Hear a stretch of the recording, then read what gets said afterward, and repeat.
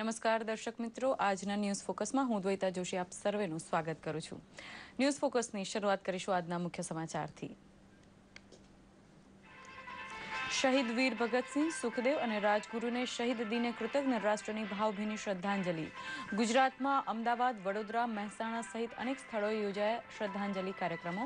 પ્રધાનમંત્રીએ હુસૈનીવાલા જઈ શહીદ ત્રિપુટીને આપી શ્રદ્ધાંજલિ। પ્રધાનમંત્રી કૃષિ સિંચાઈ યોજના હેઠળ નદીઓને જોડવાનું જણાવતા પ્રધાનમંત્રી, ખેડૂતોને રાસાયણિક ખાતરના ઓછામાં ઓછા ઉપયોગની નરેન્દ્ર મોદીની હિમાયત।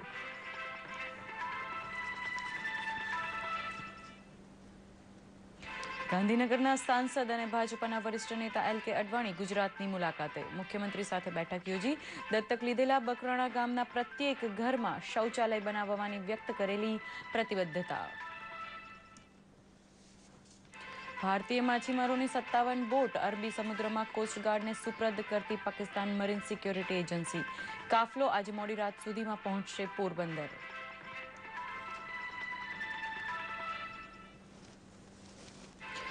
અને આવતીકાલે ઓકલેન્ડમાં ન્યૂઝીલેન્ડ અને દક્ષિણ આફ્રિકા વચ્ચે પ્રથમ સેમીફાઇનલ। સતત 7 મેચ જીતી સેમીફાઇનલમાં પહોંચેલી ન્યૂઝીલેન્ડની ટીમનું પલ્લું ભારે।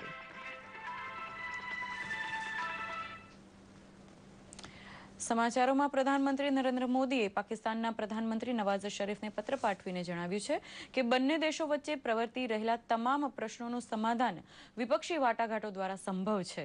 પ્રધાનમંત્રીએ પત્રમાં જણાવ્યું છે કે ત્રાસવાદ અને હિંસામુક્ત વાતાવરણમાં વાટાઘાટો યોજાય તો આ દિશામાં આગળ વધી શકાય। પાકિસ્તાનના રાષ્ટ્રીય દિવસે નવાઝ શરીફને શુભેચ્છા પત્ર પાઠવતા પ્રધાનમંત્રી નરેન્દ્ર મોદીએ આ વિચારોને વાચા આપી હતી।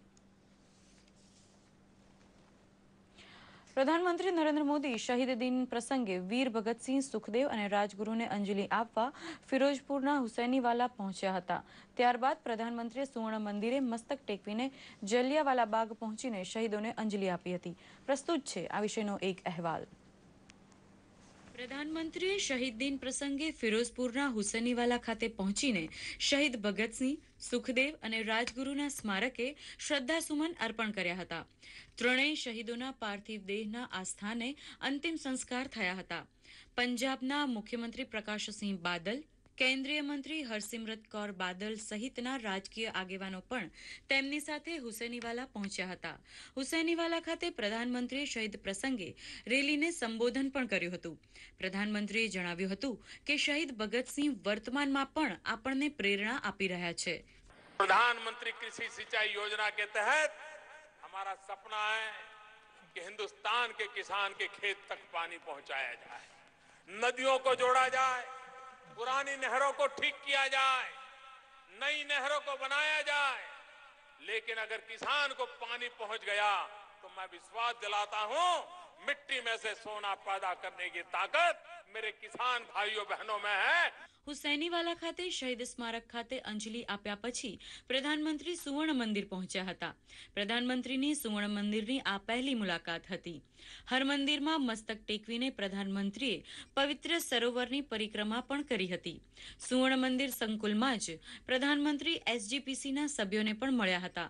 પ્રધાનમંત્રી નરેન્દ્ર મોદીએ ત્યારબાદ જલિયાવાલા બાગ પહોંચીને શહીદોને અંજલિ આપી હતી।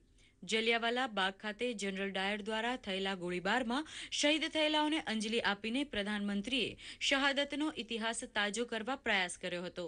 દૂરદર્શન સમાચાર, અમદાવાદ।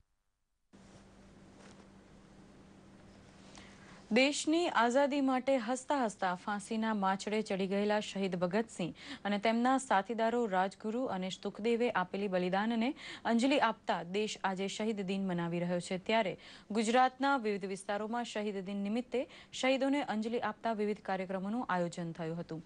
પ્રસ્તુત છે એક અહેવાલ। ગુજરાતમાં શહીદ દિન નિમિત્તે સંખ્યાબંધ કાર્યક્રમો યોજાઈ ગયા। શહીદોને અંજલિ આપવા અમદાવાદમાં all India democratic youth organisation દ્વારા શ્રદ્ધાંજલિનો કાર્યક્રમ યોજાઈ ગયો।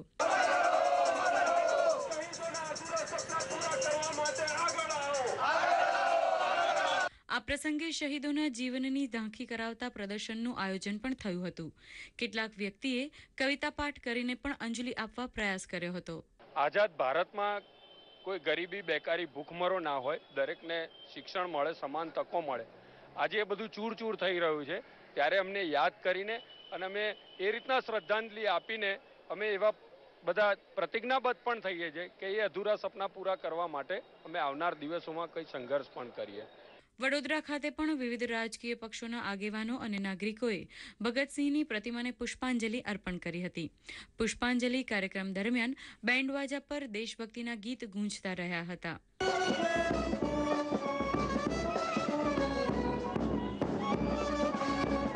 વડોદરા શહેર ભાજપ યુવા મોરચા દ્વારા શહીદોને યાદ કરતા શહેરના વિવિધ વિસ્તારોમાં પ્રભાત ફેરી પણ નીકળી હતી. નાગરિકો પ્રભાત ફેરીમાં જોડાયા હતા.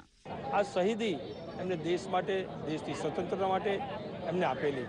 તો વડોદરા શહેરના નગરજનો આજે ન્યાય મંદિરના ચોકમાં એમના સ્ટેચ્યુને હાર પહેરાવીને એમને સાચી શ્રદ્ધાંજલિ આપી છે.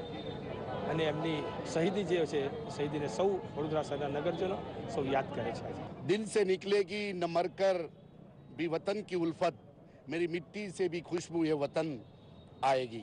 ઇન્કલાબ જિંદાબાદનો નારો આપી ભારતના આઝાદીના સંગ્રામમાં ક્રાંતિકારી શહીદ ભગતસિંહ દ્વારા પ્રાણની આહુતિ આપી આજે રાજ્યગુરુ અને સુખદેવને પણ યાદ કરીએ છીએ. મહેસાણાના નાગરિકોએ વીર ભગતસિંહની પુણ્યતિથિ શહીદ દિન પ્રસંગે રક્તદાનનું આયોજન કરીને અંજલિ આપી હતી. મહેસાણા પ્રેસ ક્લબ દ્વારા આયોજિત રક્તદાન શિબિરમાં સંખ્યાબંધ નાગરિકોએ રક્તદાન કર્યું હતું. દૂરદર્શન સમાચાર, અમદાવાદ. દેશને આઝાદ કરવાની ચળવળના પાયાના પથ્થર સમાન ભારત માતાના સપૂત ભગતસિંહને માત્ર 23 વર્ષની ભર યુવાનીમાં અંગ્રેજોએ ફાંસી આપી હતી. તેમની સાથે સુખદેવ અને રાજગુરુ પણ ફાંસીના માંચડે લટક્યા હતા. જોઈએ આ શહીદ ત્રિપુટીની દેશદાસથી ભરેલી કથા. દિલ સે નિકલેગી ન મરકર ભી વતન કી ઉલ્ફત, મેરી મિટ્ટી એ ખુશ્બુ એ વતન આએગી. આ પંક્તિઓ એ ક્રાંતિકારીની છે જે માત્ર દેશ માટે જ જીવ્યા અને દેશ માટે હસતા મોઢે ફાંસીએ ચડી ગયા. એવા હતા દેશ માટે જીવ આપનારા શહીદે આઝમ ભગતસિંહ, સાચા ક્રાંતિકારી, ઇન્કલાબ જિંદાબાદનો નારો આપનારા. ક્રાંતિની વેદી પર તેમણે પોતાની જવાનીને ફૂલની જેમ ચડાવી દીધી. 28 સપ્ટેમ્બર 1907માં ભગતસિંહનો જન્મ લાયલપુર જિલ્લાના ગામ બંગામાં થયો હતો, જે હાલમાં પાકિસ્તાનમાં છે. 13મી એપ્રિલ 1919ના રોજ અમૃતસરમાં જલિયાવાલા બાગ હત્યાકાંડે ભગતસિંહની વિચારધારા પર ઊંડી અસર છોડી. ભગતસિંહે ભારતની આઝાદી માટે નોજવાન ભારત સભાની સ્થાપના પણ કરી. ભગતસિંહને મહાન ક્રાંતિકારી ચંદ્રશેખર આઝાદનો સાથ મળ્યો. બંનેએ સાથે મળીને હિન્દુસ્તાન સોશિયલ રિપબ્લિકન એસોસિએશનની શરૂઆત કરી. સન 1919થી લાગુ શાસન સુધારા અધિનિયમોની તપાસ માટે ફેબ્રુઆરી 1928માં સાયમન કમિશન ભારત પહોંચ્યું હતું. લાલા લજપતરાયના નેતૃત્વમાં એક સરઘસ કમિશનના વિરોધમાં શાંતિપૂર્ણ પ્રદર્શન કરી રહ્યું હતું ત્યારે એક સહાયક અધિક્ષકે તેમના પર લાઠીચાર્જ કરાવ્યો હતો. આ લાઠીચાર્જના થોડા જ દિવસો બાદ લાલા લજપતરાયનું અવસાન થયું હતું. લાલાજીની હત્યાનો બદલો લેવા માટે હિન્દુસ્તાન સોશિયલ રિપબ્લિકન એસોસિએશને ભગતસિંહ, રાજગુરુ, સુખદેવ આઝાદ અને જયગોપાલને આ કામ સોંપ્યું હતું. ક્રાંતિકારીઓએ સ્ટાન્ડર્ડ્સને મારીને લાલાજીની મોતનો બદલો લીધો હતો. અંગ્રેજોનો જુલ્મ વધી રહ્યો હતો.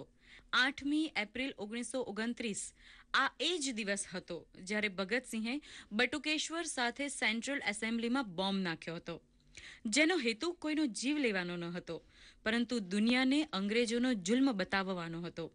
ધડાકા બાદ તેઓ ક્યાંય ભાગ્યા નહીં, પરંતુ ધરપકડ વહોરી હતી. તેમના પર કેસ ચલાવવામાં આવ્યો અને 23મી માર્ચ 1931ના રોજ શહીદ ભગતસિંહને રાજગુરુ અને સુખદેવ સાથે લાહોરની જેલમાં ફાંસી આપવામાં આવી હતી. ભારતના મહાન ક્રાંતિકારી શહીદે આઝમ ભગતસિંહને શત શત નમન. દૂરદર્શન સમાચાર, અમદાવાદ.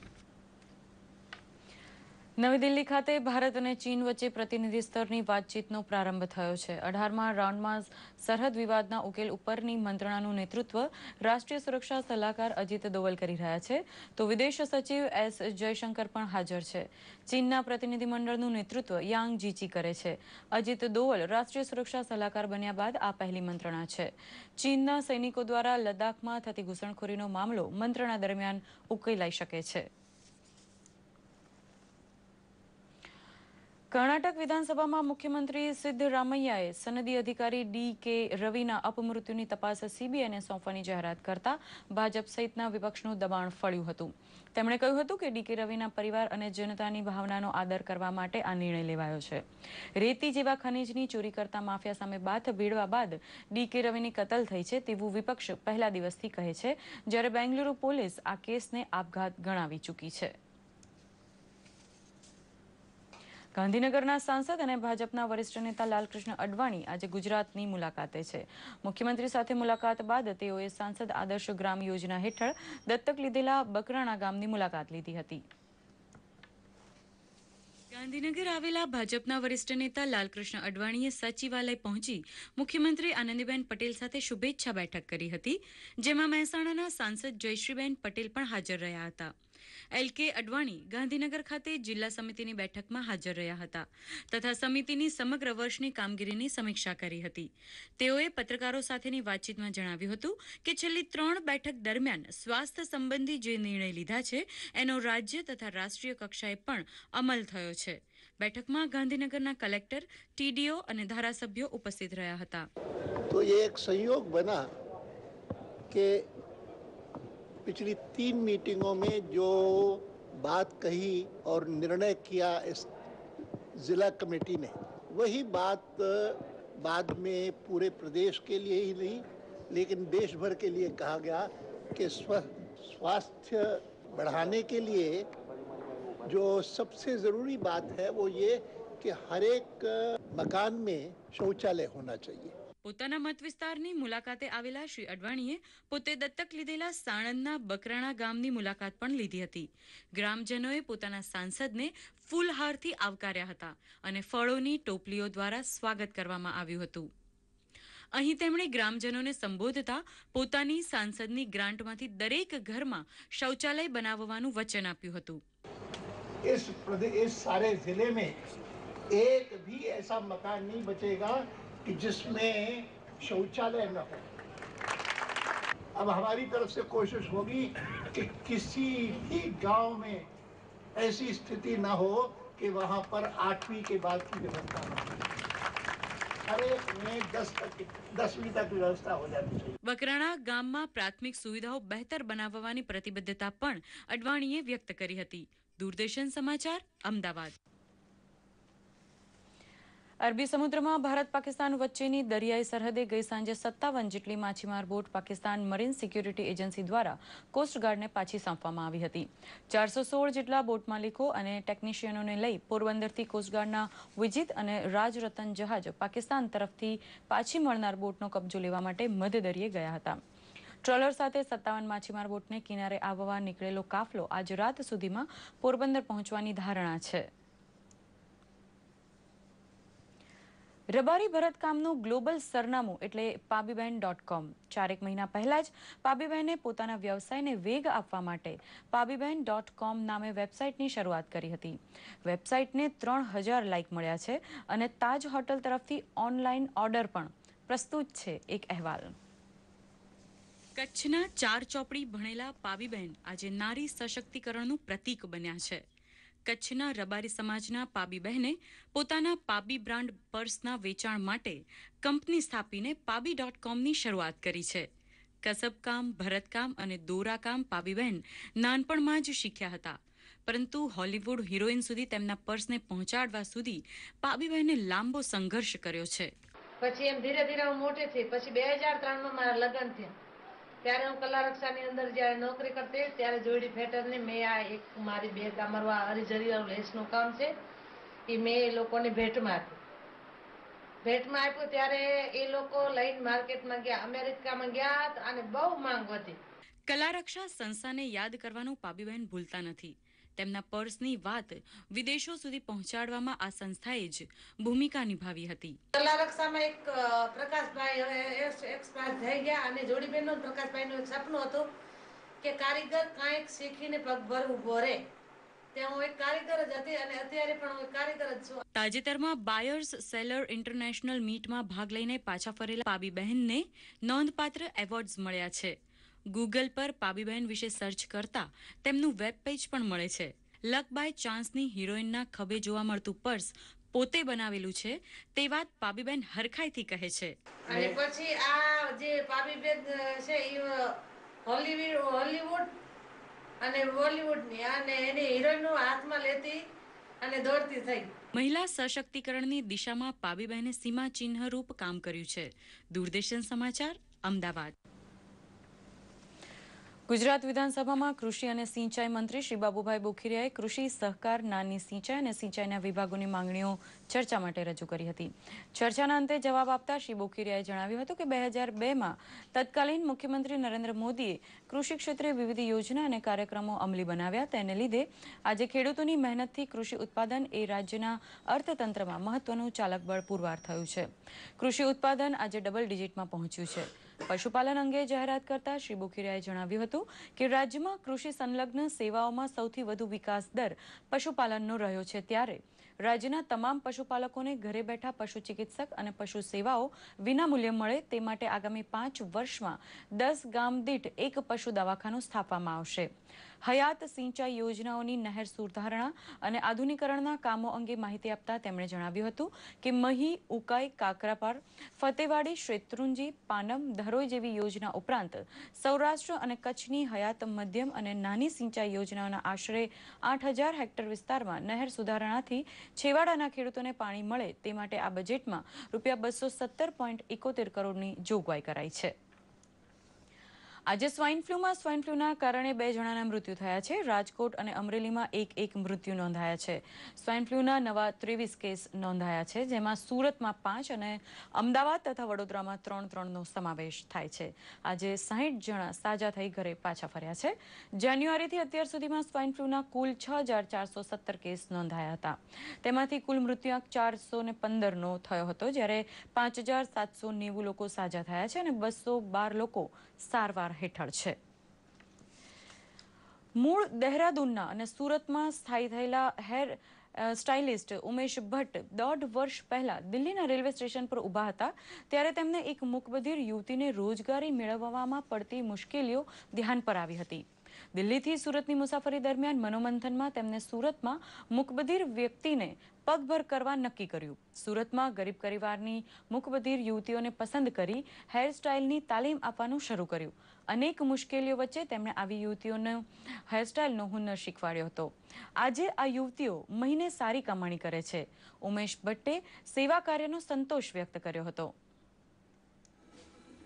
મેં ગરીબ છોકરીઓને શોધીને આજે મેં એમને અહીંયા ખૂબ સારી રીતના ટ્રેનિંગ મેં એમને આપી છે અને આજે જે કામ અમે લોકો કરી રહ્યા છે અમારી સાથે એ પણ લોકો કામ કરી રહ્યા છે. जिन्होंने मेरा हेयर वॉश एंड मेकओवर किया है, मुझे पता नहीं था कि वो सुन भी नहीं सकते एंड बोल भी नहीं सकते और एकदम प्रॉपरली किया मेकओवर और it was a good experience with them.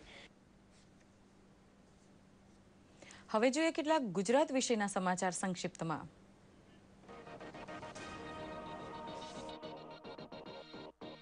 Gir Somnath ખાતે પ્રભારી સચિવની અધ્યક્ષતામાં યોજાઈ સમીક્ષા બેઠકમાં જિલ્લાને સ્પર્શતા અગત્યના પ્રશ્નો ઝડપથી ઉકેલવા માટે અધિકારીઓને નિર્દેશ. જિલ્લા સ્તરના તમામ ઉચ્ચ અધિકારીઓએ ભાગ લીધો હતો. મહેસાણા ખાતે ગુજરાત અનુસૂચિત જાતિ વિકાસ કોર્પોરેશનના નેજા હેઠળ આરોગ્ય મંત્રી નીતિનભાઈ પટેલ અને સમાજ કલ્યાણ મંત્રી રમણલાલ વોરાના હસ્તે યોજાયો પેસેન્જર ઓટો રિક્ષા લોન વિતરણ કાર્યક્રમ. ઓટો રિક્ષા લોનના ચેકનું કરાયું વિતરણ. ખેતીવાડી ઉત્પન્ન બજાર સમિતિ મોરબી ખાતે રાજકોટ જિલ્લા કોઓપરેટિવ કોટન માર્કેટિંગ યુનિયન તથા રાજકોટ જિલ્લા સહકારી પરિવાર દ્વારા યોજાયો સન્માન સમારોહ. કેન્દ્રીય કૃષિ મંત્રી મોહનભાઈ કુંડારિયા તેમજ રાજ્યના મંત્રી શ્રી જયંતિભાઈ કવાડિયાનું મોમેન્ટો આપી કરાયું સન્માન. લાભાર્થીઓને ચેકનું પણ વિતરણ. વડોદરા ખાતે પ્રાદેશિક વાહન વ્યવહારના નવા ભવનનું લોકાર્પણ કરાયું. વાહન વ્યવહાર મંત્રી વિજયભાઈ રૂપાણીના હસ્તે. મંત્રી શ્રી સૌરભભાઈ પટેલ ખાસ હાજર. આરટીઓના આધુનિક ભવનથી લોકોની સુવિધામાં વધારો થશે. મુખ્યમંત્રી આનંદીબેન પટેલે મુખ્યમંત્રી રાહત ફંડમાંથી ₹1.64 કરોડની સહાય ફાળવી. કિડની, કેન્સર, હૃદય અને લીવરના મળી કુલ 379 દર્દીઓને સારવાર કરાવી નવજીવન બક્ષ્યું હોવાનું જણાવતા મુખ્યમંત્રી શાળા આરોગ્ય તપાસણી કાર્યક્રમ હેઠળ 6207 બાળકોને ગંભીર રોગમાં ઘનિષ્ઠ સારવાર આપી. ગાંધીનગર ખાતે સ્વર્ગસ્વ નારાયણ દેસાઈની સ્મૃતિમાં પ્રાર્થના સભા યોજાઈ. રાજ્યપાલ ઓપી કોહલીએ ગાંધીવાદી નારાયણ દેસાઈને શ્રદ્ધાંજલિ અર્પણ કરતા તેમના ગાંધી વિચારોને બિરદાવ્યા. અમદાવાદના શાહીબાગમાં આવેલા પ્રસિદ્ધ હઠીસિંગના દહેરા ખાતે નિર્મિત શાસન સમ્રાટ ભવનનું લોકાર્પણ રાજ્યપાલ ઓપી કોહલીના હસ્તે થયું.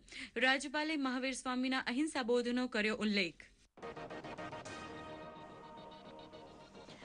ધોરણ 10 અને 12 બોર્ડની પરીક્ષાઓ ચાલી રહી છે ત્યારે ગયા શુક્રવારે ધોરણ 12નું બાયોલોજીનું પેપર મણિનગર વિસ્તારમાંની એક શાળા પાસેથી લીક થયું હોવાનું અને વોટ્સએપ પર મળી રહ્યા હોવાનો અહેવાલો વહેતા થયા હતા. આ અંગે ખોખરા પોલીસ સ્ટેશનમાં ફરિયાદ નોંધાતા પોલીસે આગળ તપાસ હાથ ધરી હતી અને તે અંતર્ગત ખોખરામાં આવેલી જય સોમનાથ સ્કૂલના કારકુન ભગવત પટેલ તથા જીતુની ધરપકડ કરવામાં આવી છે. ઉલ્લેખનીય છે કે જીતુનો છોકરો જય સોમનાથ સ્કૂલમાં જ પરીક્ષા આપી રહ્યો છે, તેથી આ પેપર લીક કરવામાં તેમનો મુખ્ય હાથ હોય તેવું પોલીસને જણાઈ રહ્યું છે. આ ગુનાની તપાસ હાલ આગળ ચાલુ છે. આવતીકાલથી આઈસીસી વિશ્વકપ સેમીફાઇનલ રાઉન્ડનો પ્રારંભ થશે. પ્રથમ સેમીફાઇનલ મેચમાં ઓકલેન્ડ એડન પાર્ક મેદાનમાં ન્યૂઝીલેન્ડ અને દક્ષિણ આફ્રિકાની ટીમો ફાઇનલ પ્રવેશ માટે મેદાનમાં ઉતરશે. પ્રસ્તુત છે એક અહેવાલ.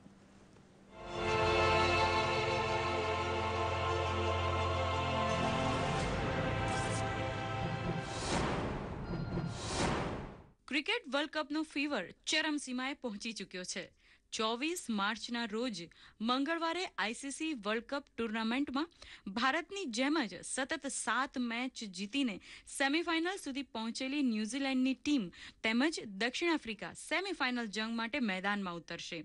હોમ પીચ પર મેદાનમાં ઉતરનારી ન્યૂઝીલેન્ડની ટીમનું પલ્લું ભારે હોવાનું ચર્ચામાં છે.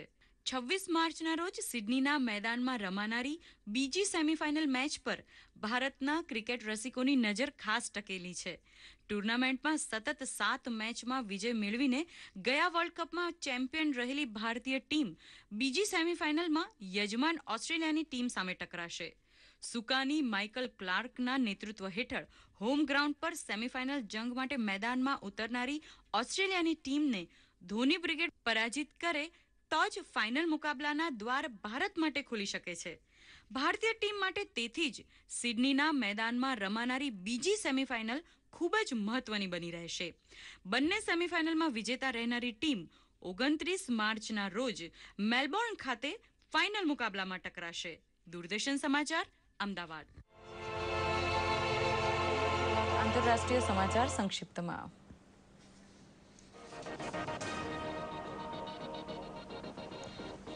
યમનમાં ફાટી નીકળેલા ગૃહયુદ્ધ પ્રત્યે ચિંતિત બની સંયુક્ત રાષ્ટ્રએ રાજકીય પક્ષોને દેશ બચાવવા કરી અપીલ. મુસ્લિમ ત્રાસવાદીઓના હુમલા વધતા હિંસામાં હોમાયું છે યમન. સિંગાપોરને સફળ શહેર બનાવનાર પહેલા પ્રધાનમંત્રી લી કુઆન યુનું અવસાન. 31 વર્ષ સતત પ્રધાનમંત્રી પદ ભોગવનાર લી કુઆન યુને પ્રધાનમંત્રી મોદી સહિત વિશ્વ નેતાઓની અંજલિ. સિરિયામાં લશ્કરનું હેલિકોપ્ટર તૂટી પડતા 4 સૈનિકોને બાન પકડતા ત્રાસવાદીઓ, 1 સૈનિકનું થયું મોત. શ્રીલંકાની નવી સરકારે પૂર્વ લશ્કરી વડા શરદ ફોન્સેકોને બનાવ્યા પહેલા ફિલ્ડ માર્શલ. અગાઉની રાજપક્ષે સરકારે આ લશ્કરી વડાને મોકલ્યા હતા જેલમાં. આરોગ્ય મંત્રી જેપી નડ્ડાએ જાહેર કર્યું છે કે રસીકરણ અભિયાનને વધુ ઝડપી બનાવવા કેન્દ્ર સરકાર એક વિશેષ પહેલ કરવા જઈ રહી છે, જેથી 2020 સુધી 100% રસીકરણનું લક્ષ્ય પ્રાપ્ત થાય. સ્વાસ્થ્ય મંત્રાલય તેના મિશન ઇન્દ્રધનુષને વધુ અસરકારક બનાવી દેશનો કોઈ પણ બાળક 7 જીવલેણ બીમારીનો ભોગ નહીં બને તે માટે ઘનિષ્ઠ રસીકરણ હાથ ધરશે.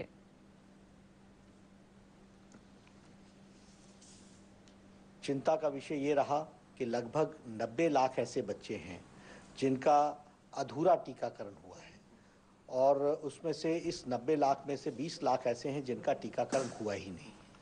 इसलिए हमारी सरकार जो कृत संकल्प है कि संपूर्ण टीकाकरण होना चाहिए और संपूर्ण टीकाकरण करने के लिए जो बचे हुए 90 लाख बच्चे हैं इनके लिए एक विशेष अभियान लेने का तय किया है और इसका नाम रखा है मिशन इंद्रधनुष.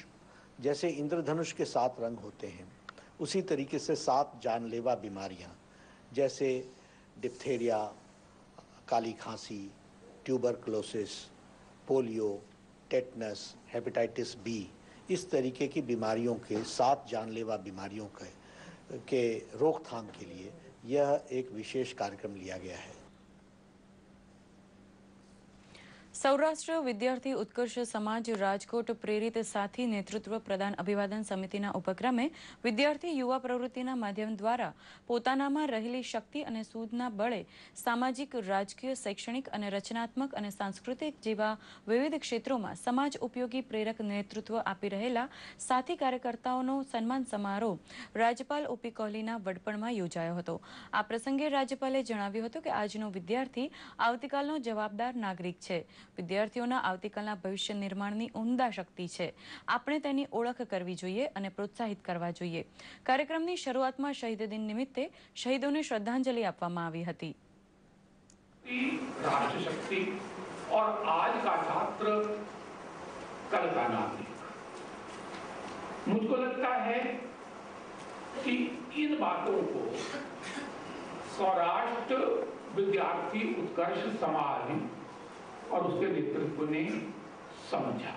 यशवंत जनानी का बहुत बड़ा कर्तृत्व राजकोट के समाज जीवन में रहा है और उन्हीं के माध्यम से आज उनके साथ जो 40 साल तक काम किया ऐसे सब कार्यकर्ताओं का सम्मान हुआ है. હવે જોઈએ હવામાન સમાચાર.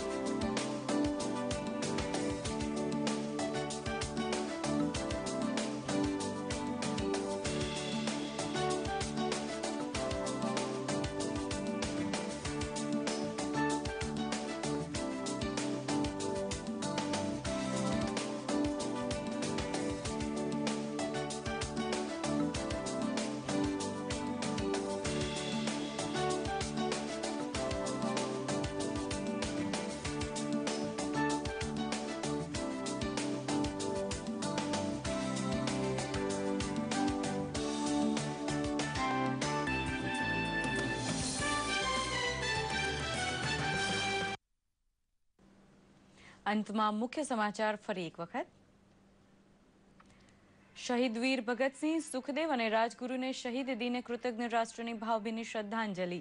ગુજરાતમાં અમદાવાદ, વડોદરા, મહેસાણા સહિત અનેક સ્થળોએ યોજાયા શ્રદ્ધાંજલિ કાર્યક્રમો. પ્રધાનમંત્રીએ હુસૈનીવાલા જઈ શહીદ ત્રિપુટીને આપી શ્રદ્ધાંજલિ. પ્રધાનમંત્રી કૃષિ સિંચાઈ યોજના હેઠળ નદીઓને જોડવાનું જણાવતા પ્રધાનમંત્રી. ખેડૂતોને રાસાયણિક ખાતરના ઓછામાં ઓછા ઉપયોગની નરેન્દ્ર મોદીની હિમાયત.